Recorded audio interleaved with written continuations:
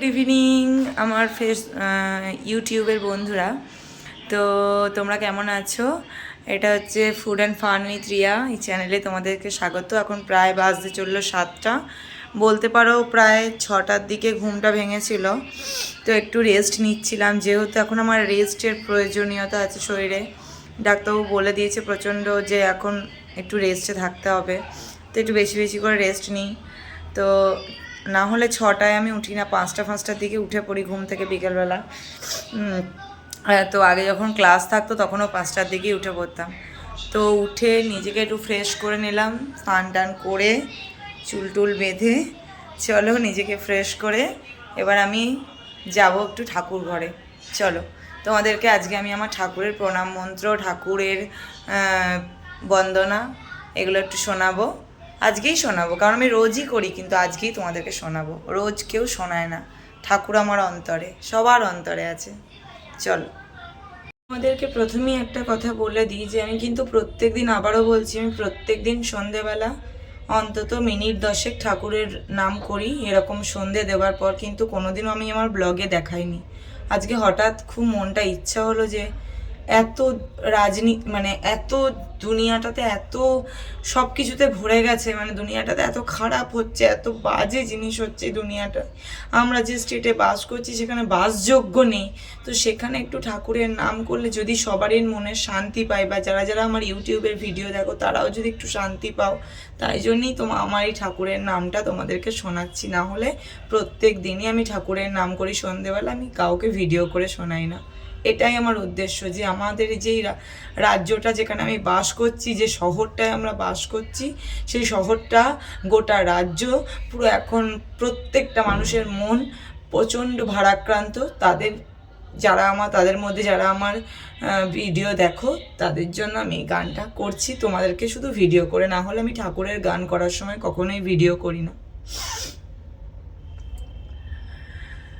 রাম কৃষ্ণ শরণম, রাম কৃষ্ণ শরণম, রাম কৃষ্ণ শরণম শরণ্যে, রাম কৃষ্ণ শরণম, রাম কৃষ্ণ শরণম, রাম কৃষ্ণ শরণম শরণম।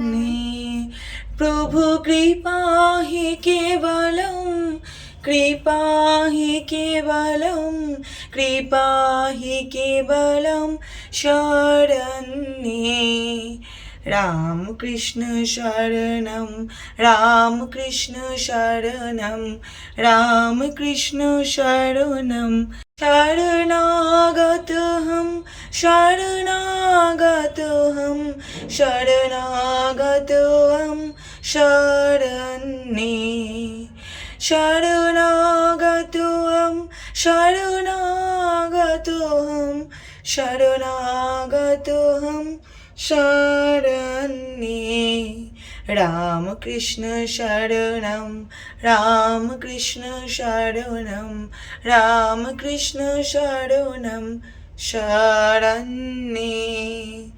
জয় জয় রামকৃষ্ণের জয়, জয় জয় রামকৃষ্ণের জয়, জয় স্বামীজির জয়, জয় স্বামীজির জয়, জয় জয় সারদা মায়ের জয়, জয় মা সারদার জয়।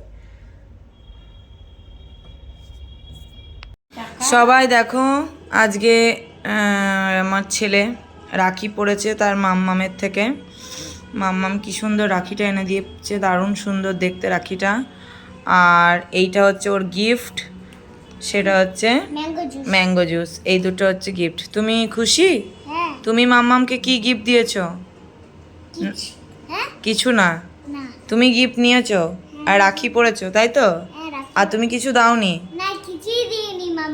আচ্ছা, তোমার তো একটা দেওয়া কর্তব্য, দেবে তো?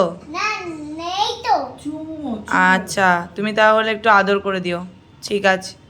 চলো। তো পুজো টুজো দেওয়ার পরে আমি ছেলেকে খাওয়ানোর জন্য ম্যাগি বানালাম। এই যে দেখো, ছেলের হচ্ছে সাদা বাটির ম্যাগি কম মশলা দেওয়া, আমার হচ্ছে লাল বাটির ম্যাগি। কম্বিনেশনটা কেমন? না, এটা বেশি মশলা, তুমি খেতে পারবে না। তো এটা ওর কম মশলা দেওয়া, এটা আমার বেশি মশলা দেওয়া লাল বাটির ম্যাগি। মা ম্যাগি খায় না, বললো খাবো না, তাই মায়ের জন্য আর করা হলো না। কিন্তু তোমাদেরকে একটা জিনিস আমি শেয়ার করি, অলরেডি আমার এক সাইড দিয়ে, বুঝতেই পারছো কি বলতে চাইছি। মানে মাইগ্রেনের পেশেন্ট কারা কারা আছো তারা আমার ইউটিউবে একটু জানি কমেন্ট করে জানিও তো। মানে ঘুমালেও ব্যথা করে, না ঘুমালেও ব্যথা করে, বসে থাকলেও ব্যথা করে, শুয়ে থাকলেও ব্যথা করে। কি করব দেখি, এখন ম্যাগিটা খেয়ে তো একে পড়াতে হবে, বলো, এর ভবিষ্যৎটা তো আমাকে তৈরি করতে হবে।